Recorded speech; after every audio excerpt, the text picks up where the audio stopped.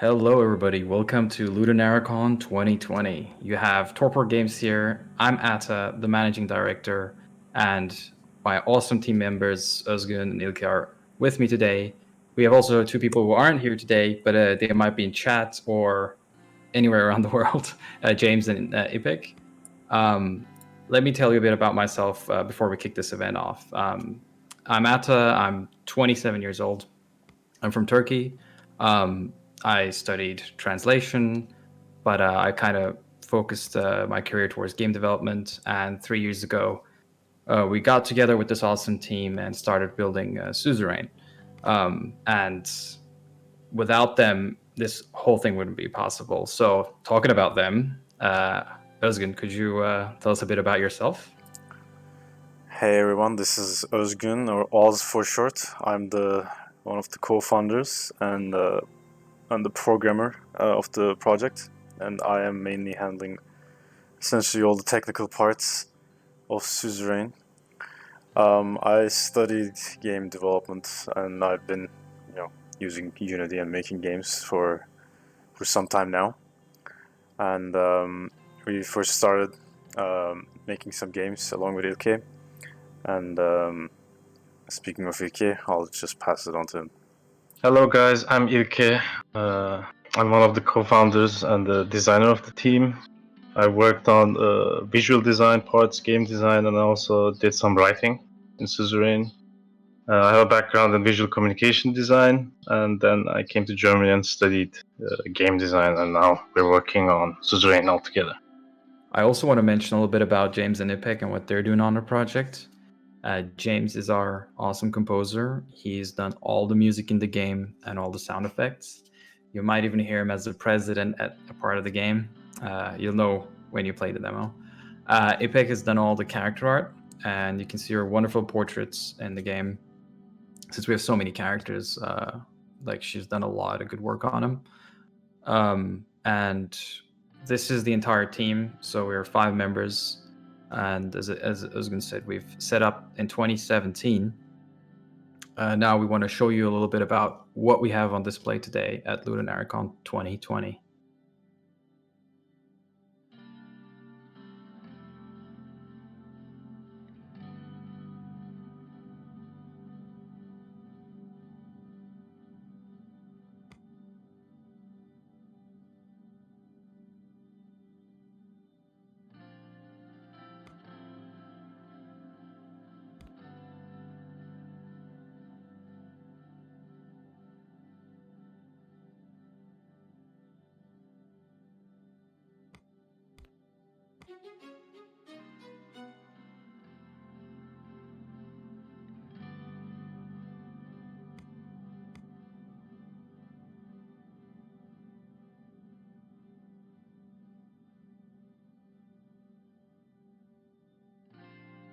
So we want to talk a little bit about Suzerain itself. What type of a game is this? So Suzerain is a political role-playing game. It's a narrative game at its core. And in this game, you navigate countless intricate conversations, and it's a totally branching political drama. You make difficult choices on security, economy, diplomacy, and more. You interact with a wide array of characters with different personalities and ideologies. And you determine where the country ends up after your 4-year term. So, as you can tell, it's quite a political, dramatic, very branching story. And we've been coming up with this idea back in 2016. We came up with it. And the inspirations, obviously, we'll get into in a little bit. But before we get into that, the question I want to raise is, how did we achieve this from a design perspective? Like, what elements did we use and all that stuff? So Suzerain, being a text-based game, you play the game through scenes, dialogues with different members of your cabinet or different politicians, different characters with different personalities, basically, and you make choices in these dialogues, and depending on the choices, you have different branches that you could go into. But we've designed these different scenes. Some are a bit more isolated from each other. Let's say the economy policy scenes are connected to each other and they have a certain arc, while the constitution reform scenes that we have, which follows the storyline where you're trying to bring down the establishment, these scenes throughout the game also follow an arc, but they're also united overall throughout the game with different conditions that we set according to your choices. And these scenes, we based them on a 3D map. We made a map of Sordland so you can get a geographical idea of what you're dealing with. Its purpose is just to trigger these scenes, basically, but it also helps the player to visualize and immerse themselves. And we also have news and reports coming in for the player, so they can keep track of the situation in Sordland and what their choices have achieved. So to talk about the technical aspects of the game, in Suzerain there's a lot of text. We have over 200,000 words essentially, which is almost a book. But not just that. It's not a straightforward book either. It's a branching narrative story, which means you need to have a lot of branches, and they need to have some conditions on them, depending on what you do. So, for example, to give an example, if you promise a minister something, or if you take a bribe, the game must remember that and to react accordingly. So to do that, we use this tool called Artsy Draft, which I think Discolism used as well, and Dialogue System for converting that into Unity. And yeah, that is essentially connected to lots of events in the game, such as like a news report that comes out because a scandal occurred in the game, or updating a character's information in the codex. And that is essentially how we handle it. We have 12 turns in Suzerain. At the beginning, we have a prologue, and at the end, we have an epilogue. And at the demo, we will be making available the prologue, the first turn, and until the middle of the second turn. But right now, behind what you're seeing in the footage is past the demo content. So we want to show you a bit about how the story unravels, the new things that come across, the new characters that appear, and kind of make you understand the consecutive choices and how much they change the story. So we have that playing right now.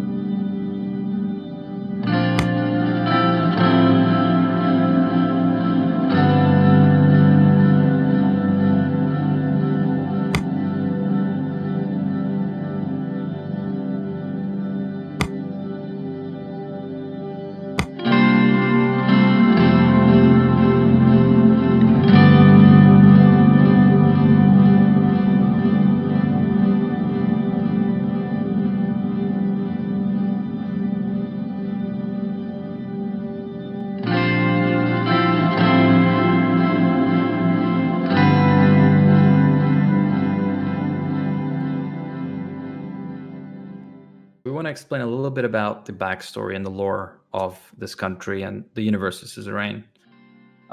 We can start a bit in the 18th century. The Century of Revolutions, pretty much, it was this big event that kind of shaped the world of Suzerain, where you had different types of revolutions appear, be it the fall of monarchies or the rise of some, or a huge millennialist influence across the world with the rise of him in the 1910s. And you have also a lot of fascism on the rise in many other countries. So it was this period of a lot of changes throughout the world. And that kind of lays the political foundation of the universe and Sordland. Because Sordland, the identity of Sordland and the Sordish people was only established after the kingdom of Sordland got founded with the fall of the Renan. So the kingdom of Sordland was basically led by King Egmont, and he established the Sordish identity because previously this entire side of the continent was a huge empire, and it was multicultural and multi-ethnic, and a lot of people living together in an upper identity. But this time, after the establishment of the kingdom, it all became really focused on one nationality and one people, even though there were a lot of people living in Sordland. So King Edmund ruled for a long time, and he actually invaded a neighboring country to the west called Valen. And there were a lot of events unfolding that you can check in the codex in the game, in the demo as well. And at the end of his rule, he weakened, and a new revolutionary called Arthur S. Visio rose. And he, with the help of the First Army, made sure that the kingdom fell, and he and his democratic ideals were supported by the majority of the populace. So with the army, they overtook the government, and it was kind of a bloodless transition. And that was when the Republic of Sordland was founded. The Republic didn't last long, however. After the first 4 years, there was a military coup. A general named LudoNarraCon takes control of the armies and rushes towards the capital and brings an end to the democracy of Sordland. It becomes a very short-lived democracy. And right at the aftermath of these events, another general also gets involved with these fighting to stop the war, but this turns out into a whole civil war surrounding Sordland. And after this bloody civil war, a colonel named Tarquin Sol appears and brings an end to the bloodshed. And he writes a new constitution and brings back the republic. So we can kind of say that this era is the Second Republic era of Sordland. And this is kind of where the game begins. And Tarquin Sol, basically after he brings the constitution back, founds a party called United Sordland Party, and campaigns to get elected, and he gets elected many times, and he rules the country for 20 years after that, and becoming increasingly authoritarian over the years. The USB protests against him, and in the end there becomes a congress, and the reformist wing of the party wins, and they bring a new candidate called Alfonso, but he fails to maintain the stability of the country. He promotes free market reforms, but then it is followed by a serious recession and an economic crisis, and then after that the player basically comes in. As you can see, there are a lot of parallels that you can draw between Suzerain's universe and our universe, and this is kind of done on purpose because we want to set a believable stage that the player can kind of involve themselves in, kind of lose themselves in. And the other reason of this is also to provoke some thoughts about what's going on in this fictional universe versus what's going on in real life. And the other part is that Suzerain is set in a fictional 50s universe, which is also pretty interesting.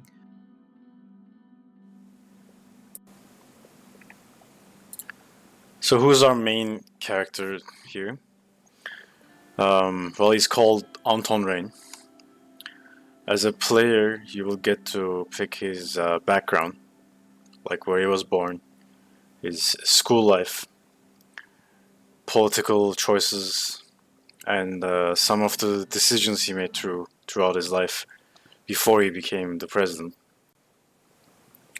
You'll be able to pick from different ideologies to essentially build your own version of Anton Rayne, up until the point he became the 4th president of Sordland. Through this, you will be able to experience the sense of power, the responsibility, and the burden that comes with being the president.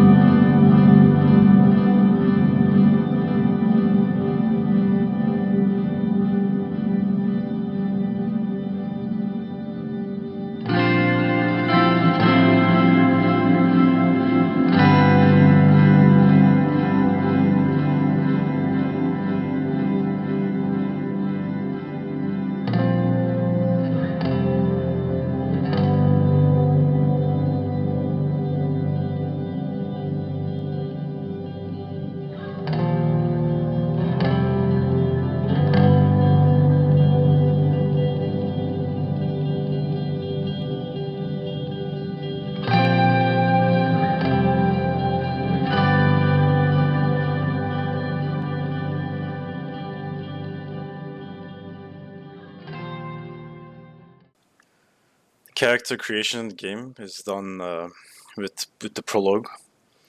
Prologue starts from your when you were born, essentially as Anton Rayne. You pick where you're born at, which city, what kind of family, and then you go through his phases of life. In some of the phases, you will experience the history and some of the large events that occurred in Sordland. These events are also kind of pushes you as Anton Rayne, pushes Anton Rayne to become a politician, to change something in the system. We have a timeline so you can track all the things, all the events that are happening throughout the prologue. So this gives you a clear sense of how you start and how you end. But overall, the prologue is the perfect introduction to the world of Suzerain. As Özgün explained, it takes you through these big historical events, and these are very memorable, and you play a role inside them. So it grounds the story and everything that happens after. And in this story, you also meet these key characters that later in the game you learn more about and discover. At the start of the game, the player has to make some election promises on several topics. Also, some budget promises, whether to increase or decrease budgets of certain areas. And depending on these choices, the player will be judged throughout the game and will have consequences if they decide to follow through with the promises or fail with them.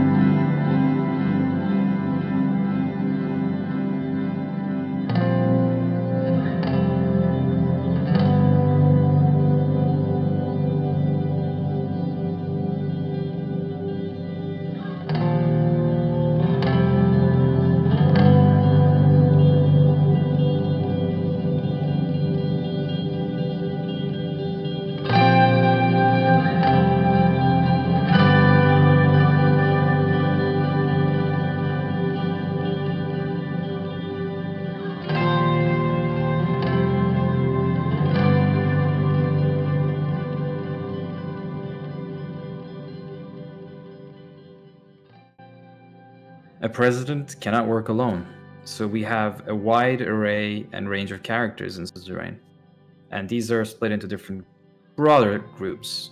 One of them is your cabinet. So in this game, you're not a god mode character where you can do whatever you want instantly.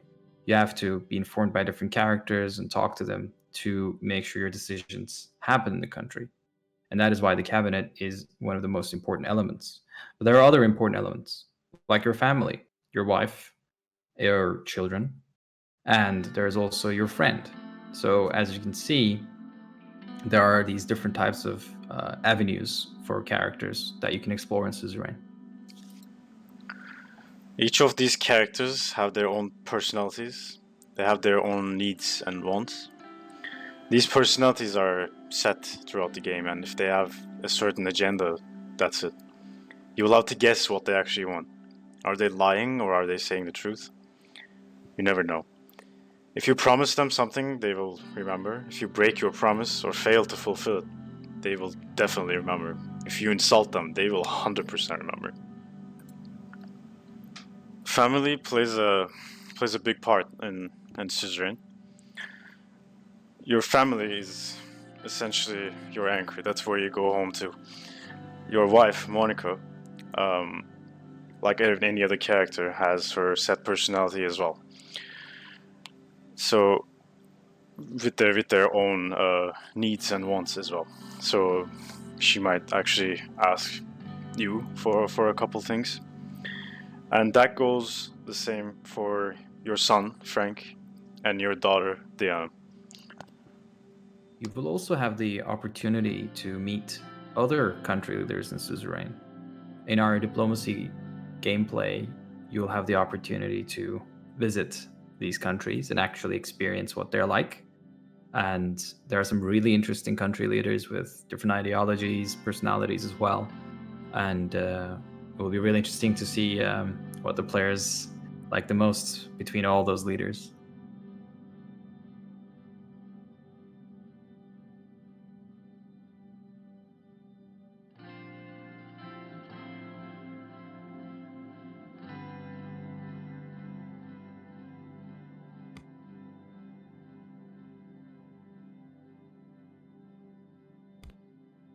In Suzerain, there are three main factions that the players needs to manage. You can think of these factions as big power players of Sordland. They have enormous influence over politics. These are called the Reformists. They are part of the opposition against your government.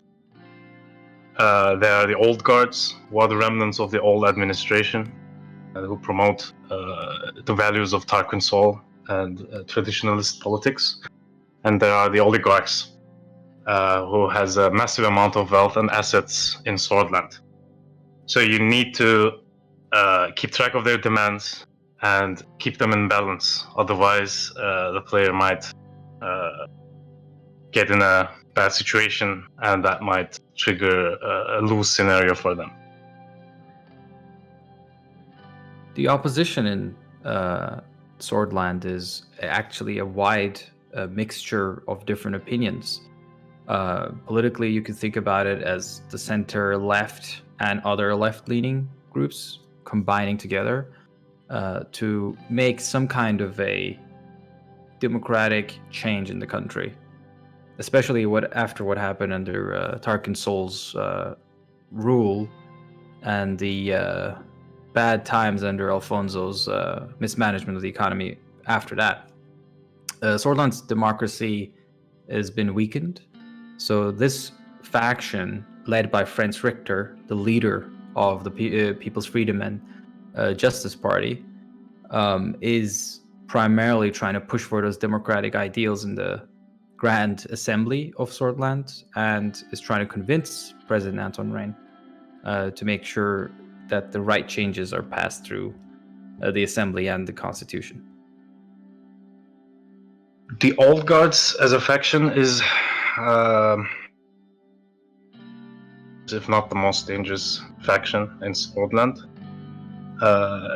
Like we mentioned before, they're the remnants of the old administration, which was Tarquin Sol's administration, and they are still in the administration because most of their members are part of the United Sordland, which the player also is a part of. And they also control the Supreme Court, the judiciary branch of Sordland. And in Sordland, according to its constitution made by Tarkon Sol, they have great authority over the legislative and executive branches, which makes them really dangerous for the president. And they make it really hard to change the constitution because they want to preserve the old values and they believe in the constitution that was made by Tarkon Sol. So their duty is to preserve that.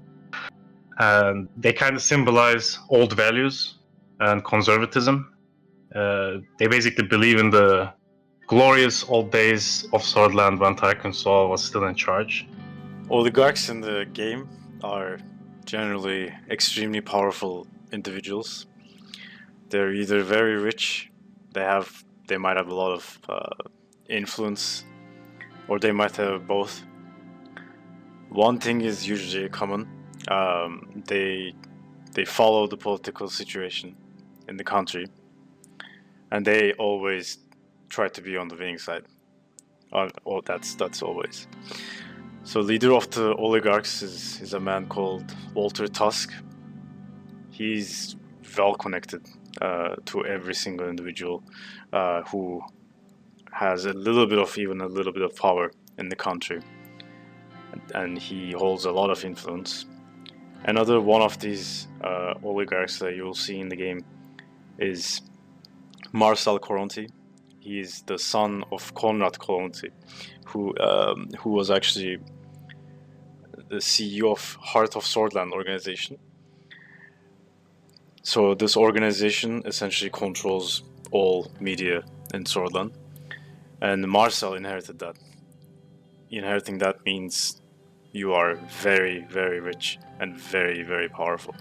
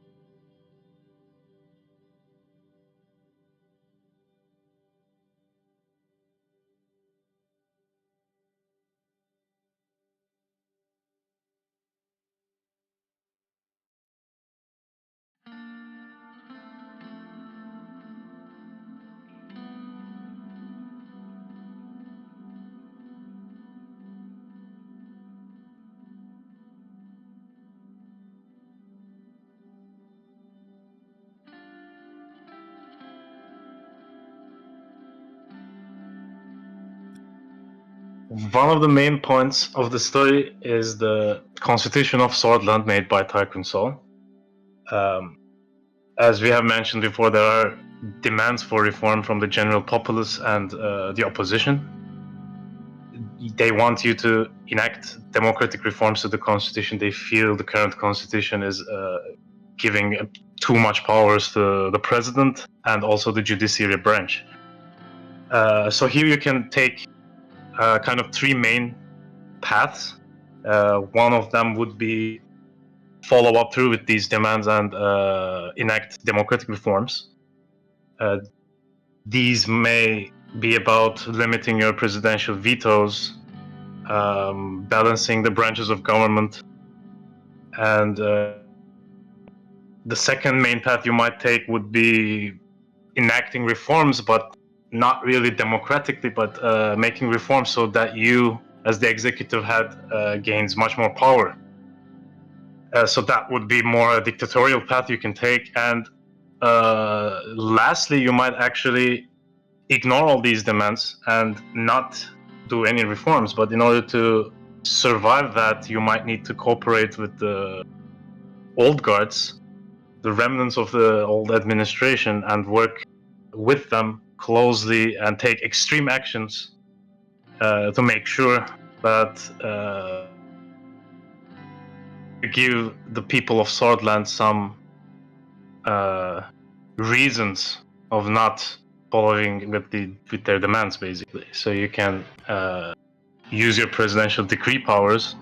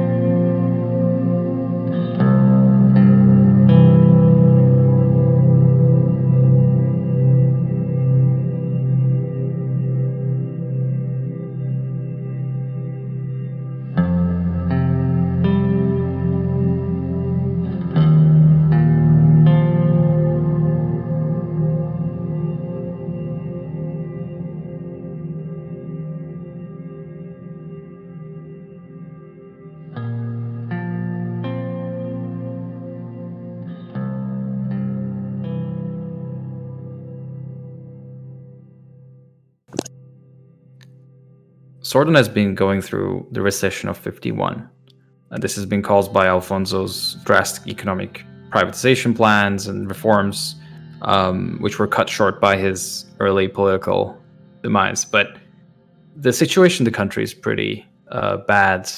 The debt is off the roof, and people are losing their jobs every day. There are a lot unemployed, and Anton Rayne is seen as this figure to save the economy, bring jobs to the people, bring wealth back to Sordland, bring back the standards of living that used to exist.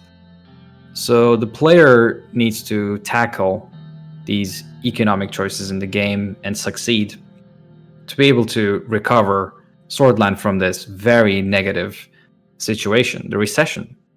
And we do this by talking through the economy minister, handling policies, doing investments around the country, doing trade deals, and many other things.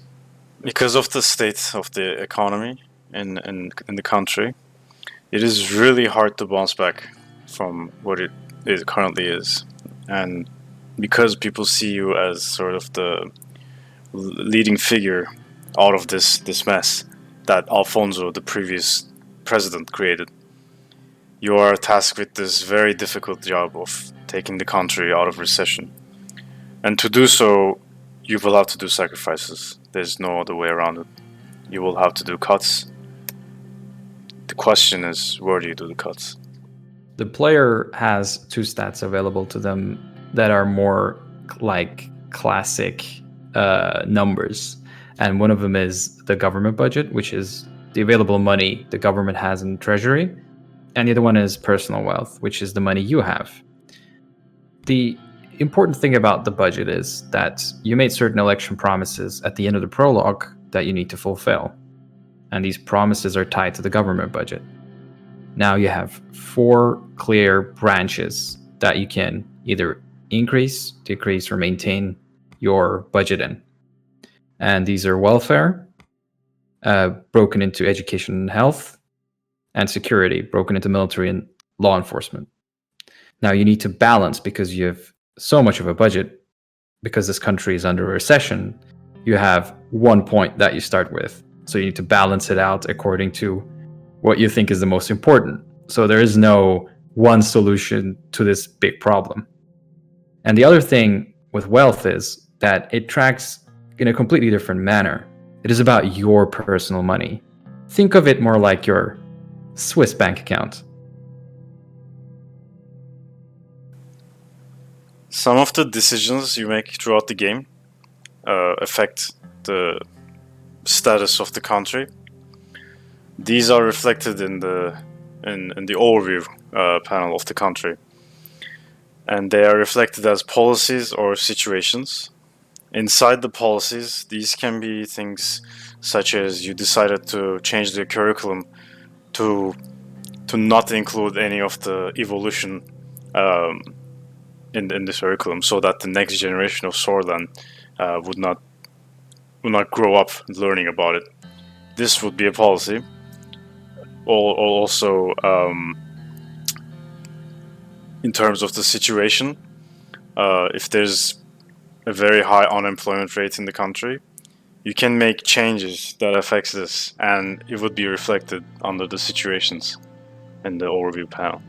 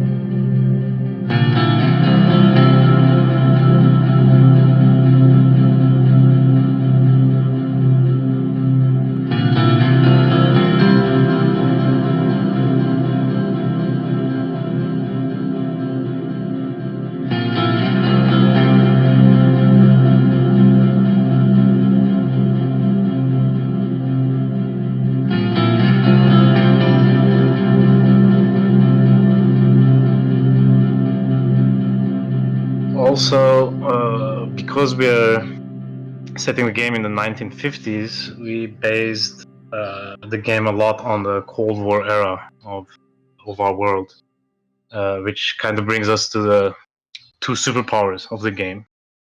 They are in an ideological conflict with each other, and they race for influence around the world. One of them is called United Kontana, which is a communist state who is led by a man called Leon Malenev, and he promotes a communist theory called Malenevism in the world. And on the other side, you have Arcadia, which is the capitalist superpower of the world. So it's really important to manage your relationships with both of these powers, and you might end up in one of their spheres, or you might end up being isolated. Sordland has a lot of different ethnicities living inside of it because of the imperial past. This causes friction in some ethnicities, while in others it doesn't. So there's a very gray situation going on with how well this country mixes up. And one of the big important people are the Bloodish people in Sordland. So they live on the western side, which is called the Bloodia region, bordering the western country Valen. And they are not as accepted in some parts of the country. And there have been some back and forths because they've never enjoyed the full rights that other Swordish citizens did, even though legally they do have them. And there are also the Agno-Swordish citizens, and these are people that lived in Agenland, which used to be the territory, a part of the territory of Agnolia, another neighboring country to the northeast. And they are treated much more fairly, though they also sometimes get mistreated. And the other facet on top of everything is that Sordland is a country under the Nuriti religion, and that has two main sects. One of them is the Das Nuriti, and the other one is Ruakism, and they both are different philosophies. In the game, we briefly touch up on the religious aspects, but in the lore and some characters, you can see some of these differences. All these conflicts in between the Swordish people and the Bloodish people has its roots in the days of Tarquin Sol, probably the strongest leader of Sordland. He wanted to build a dam in the Bloodish region. So to build the dam and to do that, he used the military to expel many Bloodish villagers from their lands. And on top of it, he named the dam after his own name, which is now, the Sol Dam. And as you can expect, it incited a lot of anger. So the Bloodish people started a freedom movement. And this freedom movement, it started, even though it started peacefully, it turned into a violent group quickly. And they are very much against Sordland. Sordland, as you can see, is situated in a very rough geography and in a very rough region. From the south and west, there's the Bloodish problems. From east, there's the communist country of Valgestan. To the north and northwest, even bigger players in the region. And this all happens under the eyes, the watchful eyes, and the potential control of even larger countries, namely Arcadia and United Kontana. At the northern border of Sordland is Rumburg, which is this aggressive expansionist nation that has tried to push their territories forward for the past 200 years.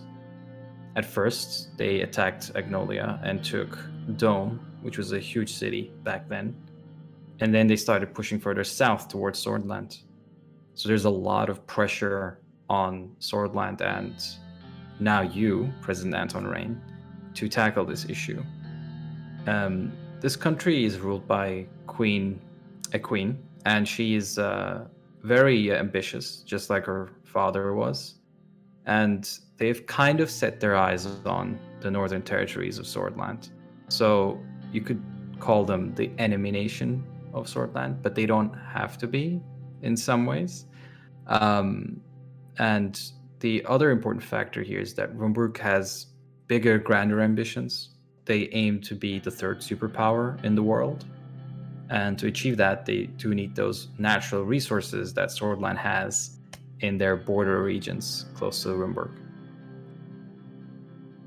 Therefore, you need to be on the lookout for Rumburg.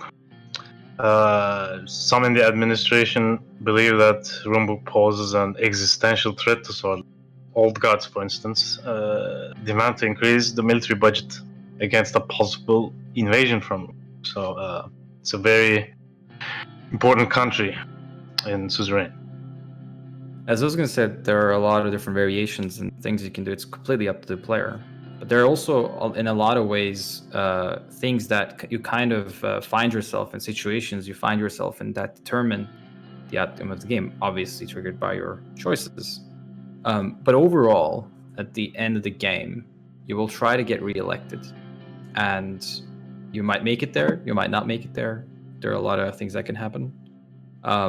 But depending on how you're playing your character, how you're role-playing Anton, and what happens, you will have these different types of endings. Some of them will be more positive in some sense, some will be more negative, and they will all be arguable and debatable because Suzerain doesn't have a win-all, be-all final condition.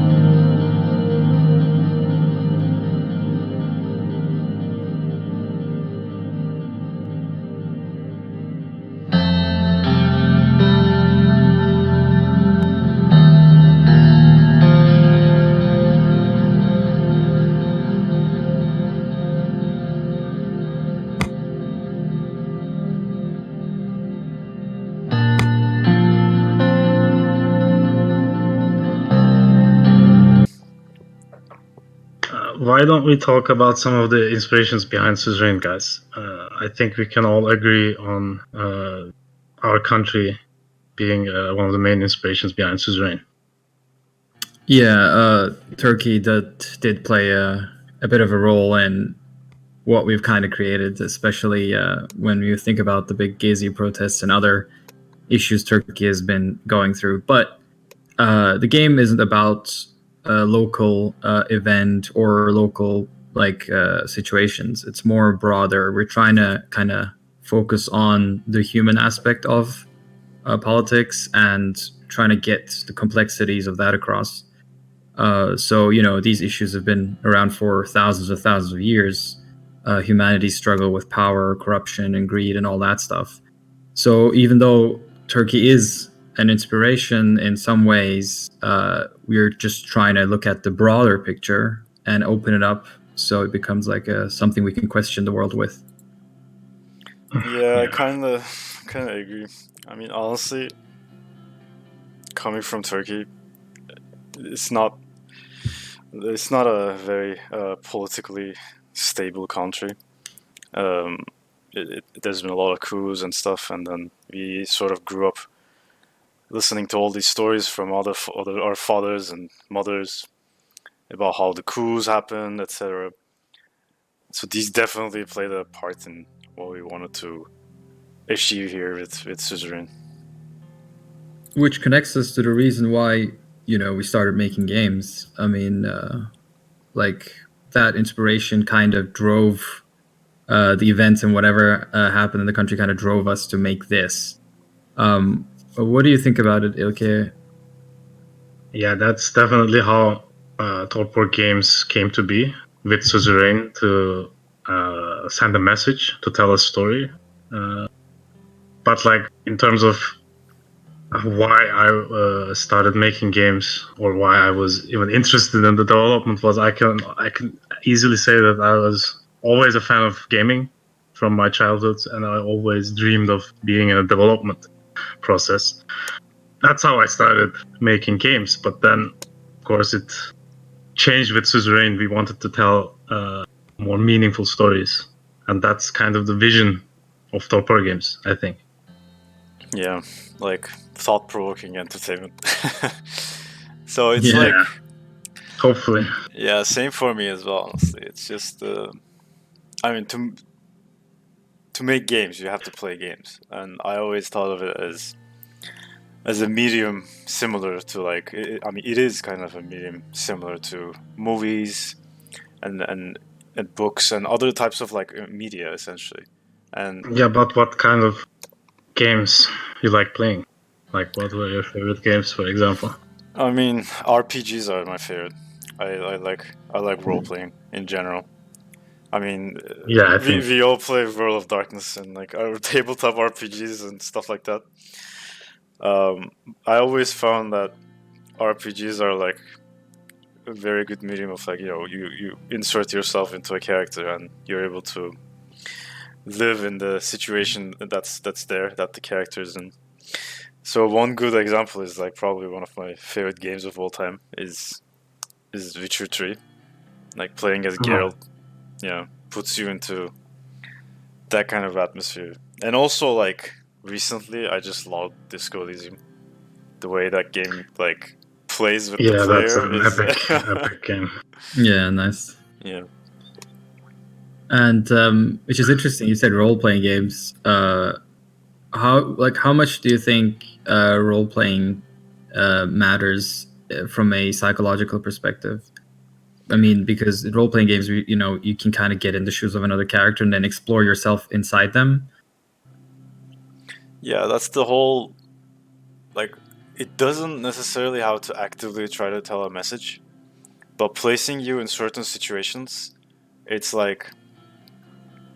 it kind of puts you in that situation, and you have to now make decisions based on your situation as that character. So what they convey is it kind of trains your brain, even if you don't want it. That's how people learn languages, like English, for example. They enact real life situations. The same thing applies to role-playing games. So it doesn't necessarily have to be the language, But now, when you bring in harder questions, what it turns to is you're able to question stuff. You're able to convey a message without actively trying to convey it. Yeah, I think it's pretty interesting. I really like narrative games like Life is Strange, for example, that take you on a more tailored journey, but it is still a journey that you can kind of explore yourself in a way within that character. And I think that is pretty neat because it's well designed and set up. And I think that is one of my favorite games. Oh, but if I were to list two more, I would definitely add Crusader Kings 2. Crusader Kings 2. Yeah. Oh yeah. Like, we really like that game, I think, as a team. And the other one, I would also add The Witcher 3, just like Osgood said. That is also in my top 3. So speaking of games like CK2, what are like other stuff you guys were sort of influenced by? Like any TV shows, books? I think definitely 80 Days was a huge inspiration on Suzerain. Oh yeah, I love that game actually. Yeah, it's very well designed. I think maybe a little bit of Sun Seas. Papers, Please it was an inspiration, even though mechanically it's completely different. I think conceptually we took some inspiration from that too, thematically. What else? I mean, maybe TV shows? Yeah, from TV shows, I could definitely name The Crown as some sort of inspiration. It had a very political and serious scenes about the royalty and that stuff, and we took inspiration from the atmosphere in there. It's almost the same period, right? Yeah, it's actually around the same era, although the show's quite long. And I would say House of Cards from back in the day. That did play a role as well. It was one of the most successful political TV shows. I would also say that Mad Men has that 50s vibe and that culture, and that definitely was an inspiration for me because, you know, Suzerain is set in the 50s, so we want to get that across. In terms of the TV shows, like, I think Boardwalk Empire kind of has some influence, even though it's earlier. And I also like The Man in the High Castle is definitely like some sort of influence there as well, even though, you know, different timeline, but it kind of gives you like the sense of, you know, what if the world was like this instead of its current state. So another thing that is connected to that, for me, one of the other things, games that influenced me is Hearts of Iron, because I love that like alternate reality type of settings, where we ask like they all have something in common. Same with Suzerain. What if the world was this way instead of its current way that it developed into? Yeah, that's a very interesting subject. Like, even though, for example, Hearts of Iron is a historical game, it features a lot of stuff that you can do from a branching perspective. And in Suzerain, we have that, like, in certain fashion in the story, that you have these different paths that you can kind of chart your own reality and kind of create your own conditions throughout your term. And yeah, I can see how that is related. Yeah, but I think the lore part is more related with the alternate reality part, because we base the whole thing on our real world, but everything's kind of different. Even the superpowers have some nuances. And for example, there's this communist theory of millennialism in our game. So like that's something that doesn't exist in the real world, but that's one political theory in Suzerain. Yeah, we have these new, like, different things, different. I mean, we have created our own universe. So you can see these different elements that have their own identity that is not from reality. So it is a fictional 50s. I would like to cite Wikipedia here for thank you Wikipedia for giving us a lot of examples, encyclopedic knowledge. So how does these like affect the writing of the game? I mean, Wikipedia.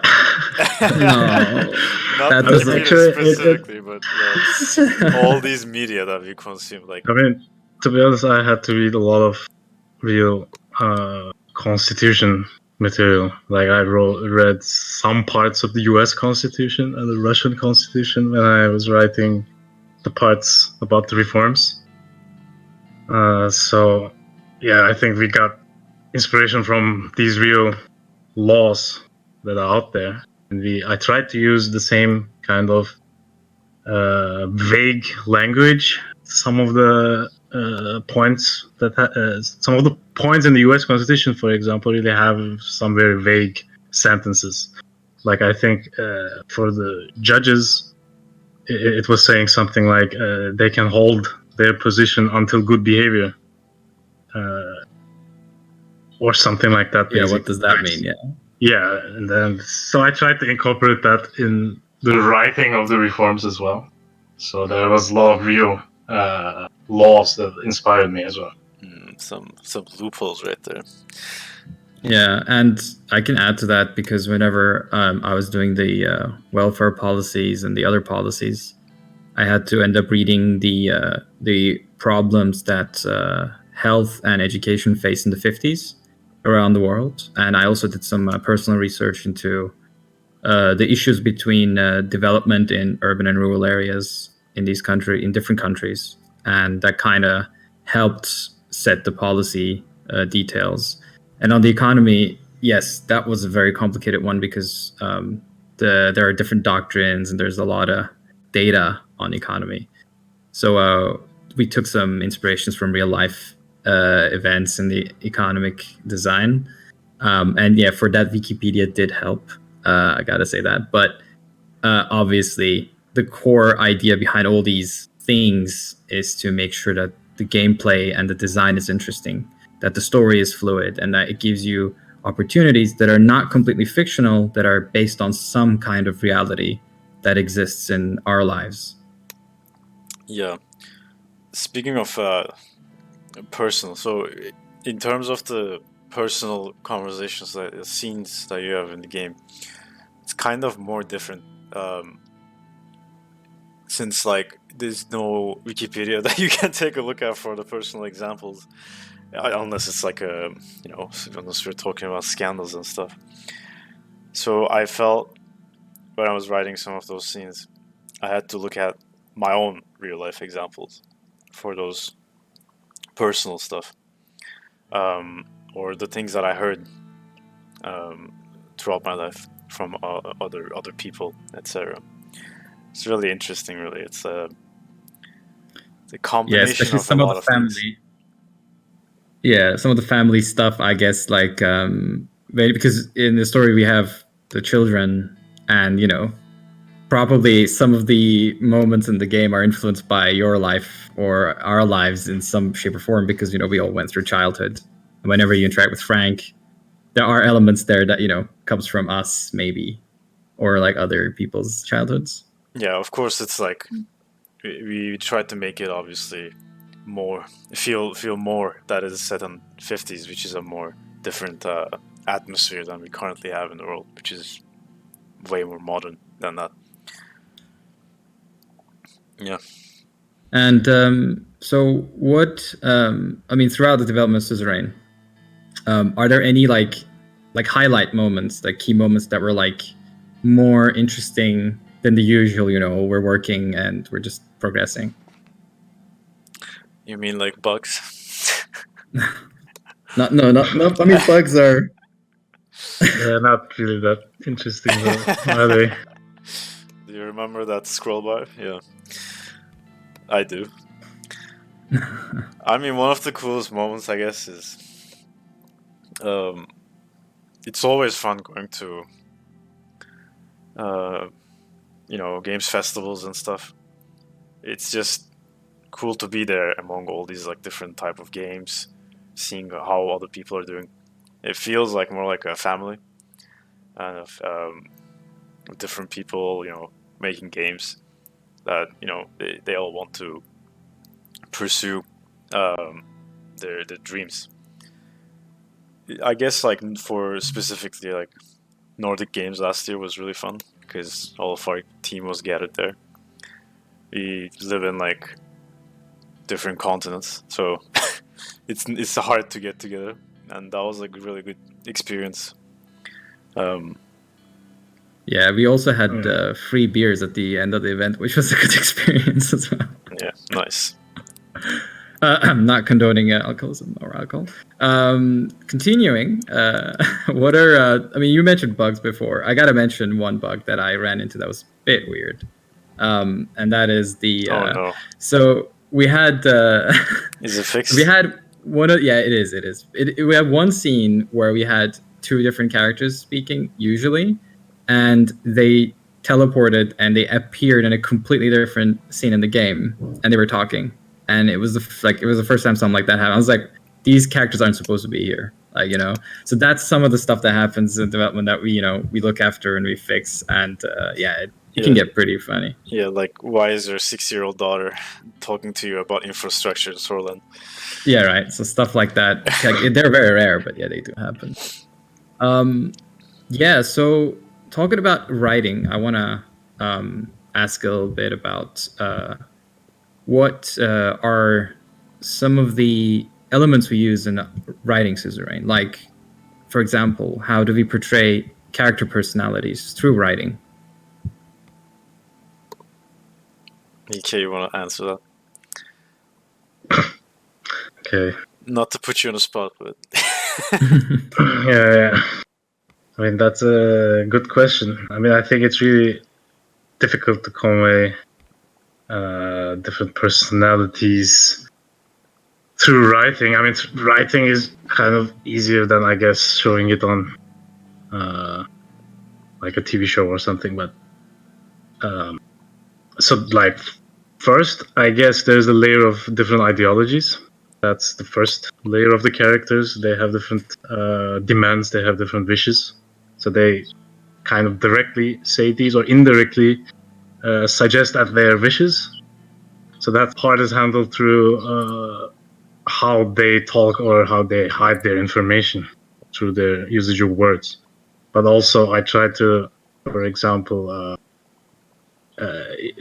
use basically specific words for some characters. Let's say Lucian, your chief strategist, always refers to the player as Sir, while the oligarch's leader refers to him as the president. So I think these small word choices also help us differentiate between different characters and their personalities. But yeah, it's a hard process. Like I try to use, for instance, if you're talking to a very old person, very conservative, very old person from the old administration, then trying to incorporate more words that I think he would use, more, words that are more older in a way, feels more traditional in a way, but it's difficult, and it's a nuance, right? Yeah, it's a small nuance. Speaking of words, do you want to talk about the Swordish language that we developed? I mean, that was just that started out as a joke, actually, but I mean, it helped us kind of define the world in a way that, like, we could really imagine the world after that, like, session that we made. We really made a language. I mean, not a real language, of course, but like we even made some of the grammatical like structures and rules behind it, and that was, I mean, a bit unnecessary, but I don't know. It was a fun session, and it kind of helped us, I don't know, understand the culture of Sordland in a way. It just helps the process, even though it's not included in the game or some of the things that we went through when we wrote the lore. We thought about how this world came to be, how these cultures came to be, what they went through. But like, this is like the game is not really about what happened 2,000 years ago. That's not really the point of the game. But we kind of had these sessions about these anyways, because it kind of really helped immerse ourselves and visualize the world in our head, so you could write the story easier. Yeah, we even wrote an anthem of Sordland in Swordish, actually. Yeah, they give you like these reference points kind of when you're writing, so you can reference that, or you know that a specific city has a specific beverage. I mean, it's really unnecessary information, but it can help you immerse the players. Also, at least it helps us immerse ourselves in the writing. That's for sure. Like, I think that these sessions about this whole lore, 2,000 years ago, or the languages that we created, was mostly just for us, basically. Yeah. Like Zabla, for example, was like a favorite dish, apparently. Or we actually included some of the phrases in the game. Well, we explain what it is, obviously. Yeah, and the thing there is like, the setting, because everything you kind of experience as a writer makes much more sense if there's like a backstory and background to it. Like whenever you want to, whenever you want to mention something or kind of connect different pieces of lore together, it makes it more fun, more engaging. And also as a player, you will see bits of pieces of these when you kind of go through the codex, and you'll see like different links taking you to previous articles, to people, to locations, to historical events, and all these things. And you'll notice that like there is a backstory to this game. Obviously, the game is not set in the previous history of the lore, but it helps everything that was built on top. So yeah, I think it really, really adds to it. I specifically love the more near historical stuff, which is like much more related to the game. You kind of understand how the kingdom came to be, and how the republic came to be, and how those presidents then came after that, which you experience in the demo. But like it all makes sense. Like when you read it, it all makes sense. So that's pretty good. Yeah, I guess the key word here is world building. Yeah. Yeah. Well, everybody, that's it for today.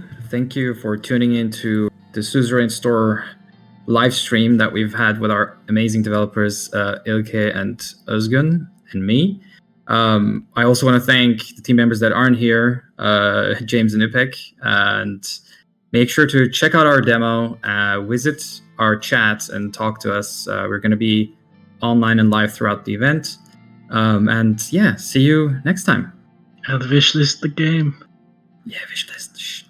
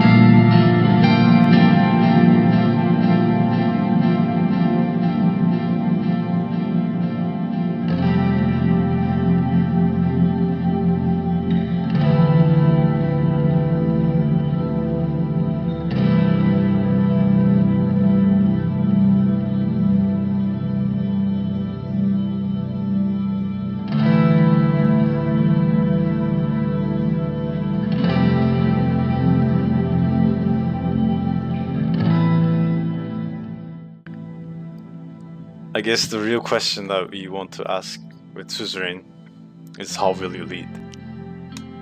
Yeah, make sure to check out our 2-hour-long demo.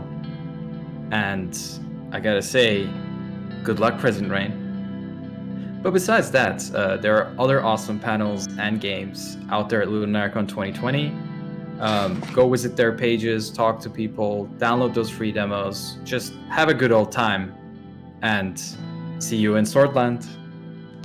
Okay.